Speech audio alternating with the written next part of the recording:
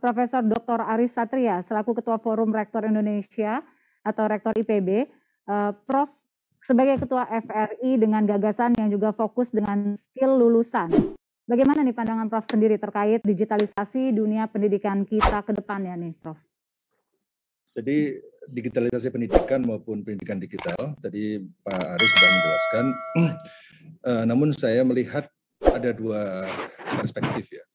Satu adalah bahwa pendidikan digital atau digitalisasi pendidikan, perspektif pertama, perspektif sebagai sebuah cara belajar. Cara pembelajaran, sebagai sebuah metode pembelajaran melalui online, daring, ya, cara jauh, dan sebagainya. Perspektif yang kedua, pendidikan digital adalah sebuah paradigm, sebuah cara pandang baru melihat pendidikan sebagai salah satu aspek yang harus kita percepat dalam merespons perubahan revolusi industri 4.0. Karena teknologi berkembang secara eksponensial, sangat cepat, yang diikuti oleh individu, biasanya dunia bisnis, dunia regulasi itu akan lambat.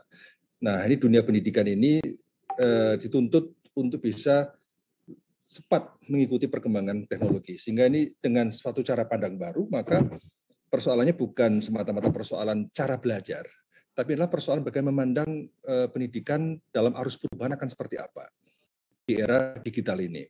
Nah, sehingga saya melihat bahwa satu komponen yang paling penting adalah dari sisi pengembangan keilmuan. Maka mau tidak mau, pendidikan digital, digitalisasi pendidikan harus menghadirkan satu ilmu-ilmu baru, ilmu-ilmu yang relevan dan cocok untuk menjawab tantangan perubahan. Kemudian kedua adalah orientasi pada lulusan, ya, di mana sekarang ini lulusan itu kalau kita hanya fokus pada kuliah daring online, maka kita akan fokus pada bagaimana transfer knowledge, transfer aspek kognisi saja. Tapi padahal kita untuk menyiapkan orang lulusan yang bisa merespons perubahan, maka perlu orang yang memiliki skill dengan basis pada dari hard skill, basis pada keilmuan terkini, kompetensi terkini. Tapi pada saat yang sama juga diiringi dengan soft skill yang memadai yang kuat. Ini keunggulan salah satu UIC ini adalah ini dalam konteks soft skill ini para aktivis semua yang ada di sini, pengurusnya, dosennya, semuanya, maka aspek leadership ya ini akan menjadi satu hal yang sangat penting. Salah satu ciri leadership adalah influence ya, pengaruh ya. Jadi bagaimana orang bisa berpengaruh dalam konteks melihat perubahan ini dan di era digital ini. Kemudian juga perlunya satu mindset baru. Kemudian ketiga adalah perlunya satu basis karakter yang kuat, basis keselamatan yang kemanusiaan harus menjadi satu orientasi agar UIC tetap meletakkan fondasi ini sebagai fondasi utama. Namun demikian kalau kita tanya siapkah kita, maka memang mau tidak mau dua perspektif tadi menurut saya ini dua-duanya ya bisa kita gunakan sebagai sebuah pembelajaran ya, sebagai sebuah paradigma ya juga. Oleh karena itu paling tidak ada 7 komponen yang penting untuk diperhatikan, apakah kita siap atau tidak. Pertama adalah dari sisi dosen, kedua dari sisi mahasiswa, tiga dari sisi teknologi pembelajaran.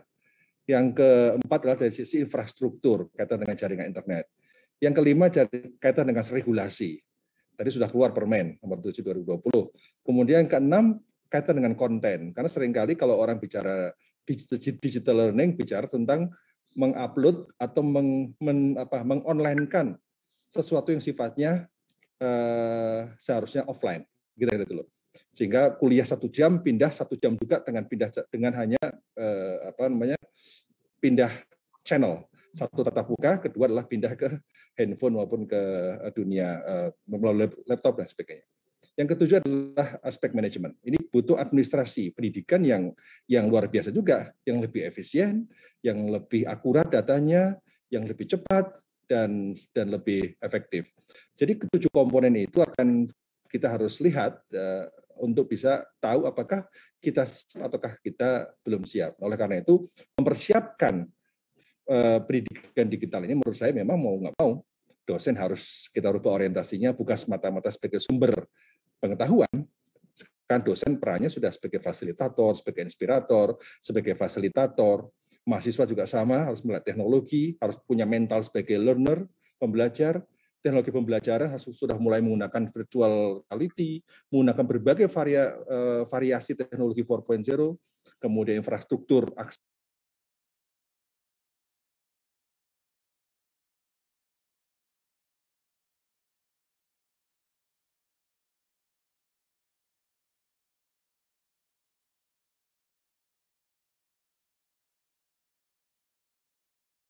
yang dibuka seluas-luasnya, kemudian regulasi. Ini saya kira konten.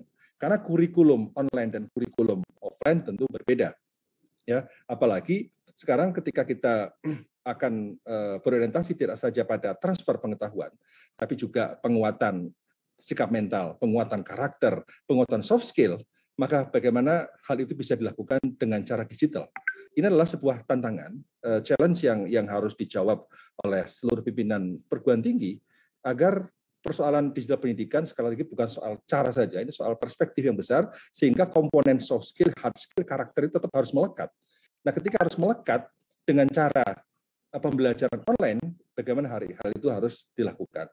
Nah, disinilah tantangan-tantangan yang sekarang harus diselesaikan, termasuk dalamnya adalah bagaimana menciptakan satu tata kelola, satu manajemen yang lebih agile, yang lebih lincah, yang lebih efisien dan juga lebih cepat karena semua berbasis pada digital.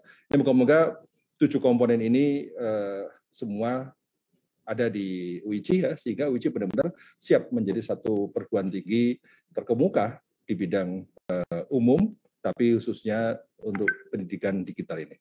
Terima kasih, Pak. Baik, terima kasih Prof. Arief untuk penjelasannya, dan ini cukup menjelaskan bagi kita semua ya, memang berbasis digital ini tentu bisa berhasil ketika ada komponen-komponen yang Prof. Arief kan Anda nih pernah mengatakan ya, IQ tinggi tidak menjamin untuk sukses. Lalu kira-kira nih, apa saja sih faktor kesuksesan tersebut nih? Karena memang masih banyak orang berpatokan dengan hal-hal seperti itu. Mungkin Prof bisa jelaskan, Prof. Ya, hasil studi McKinsey ya di 72 negara, ternyata yang menentukan suksesnya anak-anak SMA, prestasi akademik itu bukan semata faktor guru, orang tua, lingkungan sekolah, ya, atau latar belakang orang tua, tapi yang menentukan adalah mindset siswa itu sendiri. Ini hasil penelitian yang sangat menarik di 72 negara, yang artinya bahwa mindset siswa itu yang menentukan, karena mindset itu akan bisa membangun satu optimisme. Kalau mindsetnya dia adalah orang-orang yang memiliki mindset yang tumbuh berkembang, yang growth mindset, ataukah yang extended mindset, maka dia akan terus optimis bahwa dirinya bisa berubah. Nah, kalau dia bisa berubah, maka dia akan selalu berpikir bahwa ya willpower itu akan menentukan segalanya, bahwa ability bisa diasah, kemudian opportunity bisa di-create. Namun persoalannya adalah sekarang tidak semata-mata mindset ya, jadi juga bukan IQ, jadi beda ya mindset dengan IQ ya, tapi juga faktor yang justru yang menurut Stanley paling penting itu adalah faktor integritas, yaitu kejujuran. Jadi dari satu faktor sukses, ternyata satu adalah kejujuran, kedua adalah kedisiplinan. Jadi satu karakter yang orientasi pada moral, satu lagi karakter orientasi pada kinerja, lebih keras daripada orang lain, mencintai apa yang kita kerjakan ya. Jadi dari 10 faktor sukses itu lebih banyak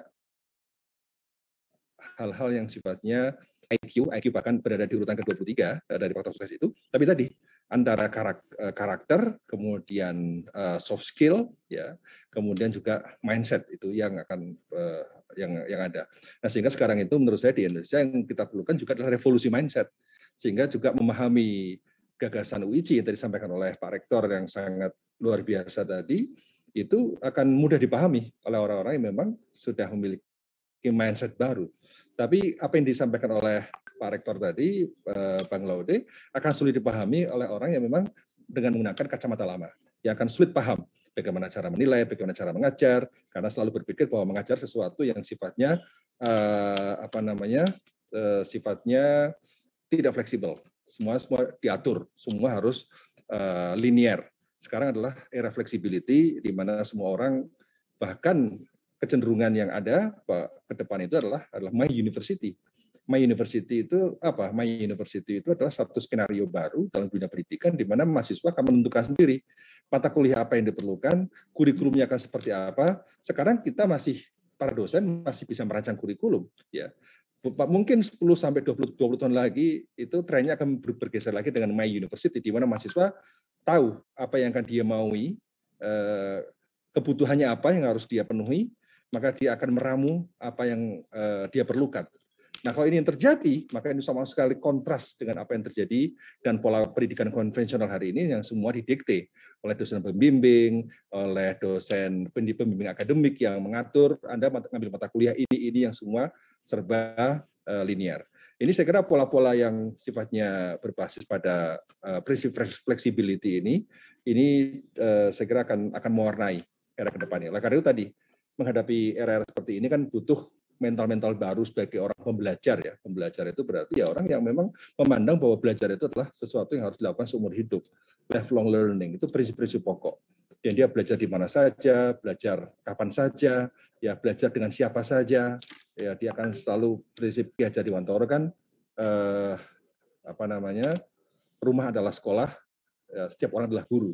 Kan kira-kira gitu. Jadi kita juga akan menganggap bahwa sawah adalah sekolah, laut adalah sekolah, ya, petani adalah guru, nelayan adalah guru. Jadi akan menganggap siapapun menjadi guru bagi seorang pembelajar. Ya, lagi sekarang yang kita bangun adalah mentalitas para pembelajar itu. Jadi kalau orang-orang Indonesia, anak muda sekarang itu memiliki mentalitas sebagai seorang pembelajar yang agile, pembelajar yang lincah, yang tangguh, yang tangkas, ya, maka dia akan berpikir bahwa ilmu ada di mana-mana, pengetahuan ada di mana-mana, bisa dicari di mana saja. Oleh karena itu, menghadapi era seperti ini, di mana orang bisa belajar di mana saja, kapan saja, maka kehadiran pendidikan digital adalah salah satu strateginya. Sehingga apa-apa yang menjadi bayangan tadi, prinsip-prinsip dasar pendidikan tadi, di mana kita bisa belajar dimanapun, kapanpun, belajar dari siapapun, rumah adalah sekolah, setiap orang adalah guru, maka perlu difasilitasi dalam satu bingkai sebuah sistem pendidikan baru, yaitu sistem pendidikan digital yang disampaikan oleh Pak Rektor tadi. Ya, baik, Prof. Arief, menarik ketika Prof mengatakan bahwa revolusi mental atau revolusi mindset seperti itu ya, bahwa revolusi mindset ini memang dibutuhkan saat ini, apalagi kita tahu di era-era seperti ini kita harus mudah sekali untuk segera beradaptasi. Nah, ini akan terkait dengan pertanyaan dari Prof. Laude selaku Rektor UICI. Prof, UICI kan menawarkan siapa saja bisa kuliah fleksibel ya, bahkan dari mana saja, kapan saja mereka bisa mendapatkan ilmu kan. Prof, Anda kan pernah mengatakan bahwa masa depan ini adalah tentang kreativitas, tentang imajinasi, dan juga tentang bagaimana kecanggihan dalam proses belajar. Nah, apakah kita sudah siap, Prof, untuk itu semua, Prof? Ya harus siap, Bu. Saya kira ini kan percepatan kita untuk merespons masa depan ini harus kita siapkan semaksimal mungkin dan sedini mungkin. Dan tadi yang disampaikan oleh Pak Bang Laude ya, ini kultur digital sebagai satu cara pandang ya, bukan sebagai sekedar cara bekerja, tapi ini suatu cara pandang ya, cara pandang dan cara kerja, dan ini menurut saya hal yang mendasar yang harus kita pahami. Nah, termasuk di dalamnya adalah bagaimana creativity akan semakin terbuka ketika pendekatan-pendekatan baru berbasis pada 4.0 itu diterapkan. Jadi kami misalnya di IPB sekarang sedang mau mengembangkan laboratorium berbasis pada simulator, ya, mesin simulator. Karena begitu kita masuk lab, kalau labnya itu masih ada alat, itu masih 2.0, masih 2.0, 3.0. Tapi begitu kita lab semua menggunakan simulator, itu artinya sudah 4.0. Jadi simulator ini dalam konteks laboratorium justru sekarang menjadi hal yang sangat penting sekali. Termasuk di dalamnya kan nanti kan berbagai instrumennya kita gunakan. Seperti untuk menemukan benih unggul. Menemukan benih unggul sekarang sudah saatnya kita gunakan bioinformatics. Bioinformatics sebagai satu instrumen untuk menemukan benih-benih unggul yang dulu 5 tahun 10 tahun lalu belum pernah diterapkan. Bahkan vaksin terbaru di Amerika yang sekarang ini muncul itu juga ditemukan melalui bioinformatics. IPB kemarin dan UI menemukan misalnya jambu merah kulit jeruk sebagai senyawa-senyawa di dalamnya yang punya kontribusi untuk pencegahan COVID ya. Itu juga kita mulai dari bioinformatics sehingga menemukan benih unggul, menemukan senyawa-senyawa yang cocok untuk mengatasi COVID dan berbagai hal, itu sekarang diselesaikan oleh kerjasama antara orang-orang teknis dengan orang-orang berbasis pada IT. Jadi sekarang itu nggak bisa lagi kita ini kerjasama sendiri-sendiri, semua harus berkolaborasi antar bidang, Jadi orang agronomi, ahli pertanian harus gandeng orang IT, apalagi orang pemulihan tanaman, gandeng ahli bioinformatics akan menemukan itu. Nah, sehingga ini ke depan laboratorium ini akan semakin membuka kreativitas orang untuk mengolah tadi menemukan benih unggul, menemukan vaksin, menemukan apapun karena adanya laboratorium berbasis pada simulator ini. Ini sekarang sedang kita kembangkan. Kami menjajaki kerjasama dengan Amerika juga, ya terkait dengan soal pengembangan laboratorium 4.0 yang memang sudah semua menggunakan simulator ini. Nah, ini kreativitas akan semakin muncul. Nah, kemudian yang kedua tadi menjawab pertanyaan moderator kaitan dengan soal imajinasi, creativity, ya memang itu karena kompetisi masa depan tidak lagi berbasis pada knowledge, bukan berbasis pada aset ya. Sekarang kompetisinya adalah kompetisi berbasis pada kreativitas dan imajinasi. Jadi siapapun yang kreatif, siapa yang punya imajinasi yang luar biasa akan menangkan pertarungan. Karena apa? Ya karena sekarang sudah karena creativity is unlimited. Itu sebagai satu modal yang unlimited. Finansial limited yang kita miliki, tapi creativity is unlimited. Sehingga kalau kita mampu mengekspor sesuatu yang unlimited, itu akan menjadi kekuatan kita. Bahkan apa yang saya pernah sampaikan juga di UIC tentang learning agility, ya. Jadi orang-orang yang berpikir fixed mindset selalu berpikir bahwa ada kurva melengkung. Inilah batas kemampuan. Karena selalu kemampuan tidak menempatkan creativity sebagai satu kemampuan, ya. Tapi kalau orang menempatkan creativity satu basic sebagai basis kemampuan, maka kemampuan itu tidak akan melengkung, tidak ada kurva batas itu, dia akan terus ke atas eksponensial. Karena apa? Karena dia bisa melakukan apapun. Ya karena kreativitasnya. Ya kalau orang semua berbasis pada creativity, menurut saya ini orang tidak mengenal latar belakang ekonomi. Siapa yang kenal Ahmad Zaki 10 tahun lalu? Bukan siapa-siapa, tapi karena kreativitinya dia menjadi somebody, pendiri Bukalapak. Siapa yang kenal Nadiem Makarim 10 tahun lalu bukan siapa-siapa, tapi sekarang orang mengenal karena apa? Karena kreativitinya. Jadi modal finansial yang dulu kita agung-agungkan sebagai modal untuk berkompetisi di mana-mana, ternyata tidak menjadi faktor penentu utama. Sekarang penentu utama adalah creativity, dan sudah terbukti di berbagai tempat ya, bahwa perusahaan-perusahaan besar banyak yang kolaps. Karena apa? Karena hanya bertumpu pada modal yang ada. Tapi dia mengabaikan aspek creativity ini. Kalau kita pergi ke Korea, di kantor-kantor selalu tertulis, resources are limited, but creativity is unlimited. Oleh karena itu ini yang kita harus dorong, kreativitas yang dengan pendidikan digital semakin terbuka. Karena semua tidak tergantung pada dosen. Kalau dalam pendidikan offline, semua tergantung pada dosen. Tergantung apa yang dikatakan dosen. Apa yang tergantung dari tugas dari dosen. Tapi kalau kita ingin mencetak orang-orang mental pembelajar, ya itu yang dia akan bisa menggali dari manapun, itulah bagian dari kreativitas dia mencari pengetahuan, dan kreativitas ke depan adalah kreativitas dia untuk menemukan ide-ide baru untuk perubahan. Nah, oleh karena itu, kalau orang yang memiliki kreativitas yang sangat tinggi, biasanya kemudian berujung pada kemampuan dia untuk melahirkan sesuatu yang sifatnya future practice, bukan best practice. Jadi kalau best practice ini kan kita akan selamanya menjadi follower, kita akan meniru. Karena best practice ada satu praktek yang sudah baik, kita tiru. Best practice mana nih? Kita tiru. Ya. Jadi kalau kita future practice, kita melakukan sesuatu yang belum pernah ada. Ini UIC, ini kan satu contoh bagaimana dalam dunia pendidikan kita melakukan future practice, sesuatu yang baru, sesuatu yang kita mulai. Kita memulai dan belum pernah ada orang lain. Oleh karena kalau kita ingin menjadi trendsetter, kita ingin menjadi leader, maka mau tidak mau, orientasi pada future practice ini menjadi kekuatan. Dan fondasi future practice adalah tadi learner, kemudian growth mindset, yang umumnya selalu dilandasi oleh creativity dan imajinasi yang tinggi. Terima kasih. Terima kasih Prof. Arief Satria, cukup detail penjelasannya, tapi tentunya memang ini mendadakan bahwa memang kita butuh yang namanya generasi-generasi yang kreatif namun juga berbasis digital, tentunya dengan support pemerintah, sehingga insya Allah menjadikan Indonesia bisa menjadi negara yang lebih berkembang lagi. Jadi untuk closing statement-nya, selanjutnya saya akan meminta closing statement dari Profesor Dr. Arief Satria untuk memberikan closing statement-nya. Semoga UIC tidak saja sedang beradaptasi terhadap perubahan, tapi semoga bisa menjadi trendsetter perubahan. dengan hadir dengan pendekatan-pendekatan baru, dengan cara pandang baru, cara kerja baru, dengan ilmu-ilmu baru, ilmu kekinian, sesuai dengan tantangan masa depan. Terima kasih. Assalamualaikum warahmatullahi wabarakatuh.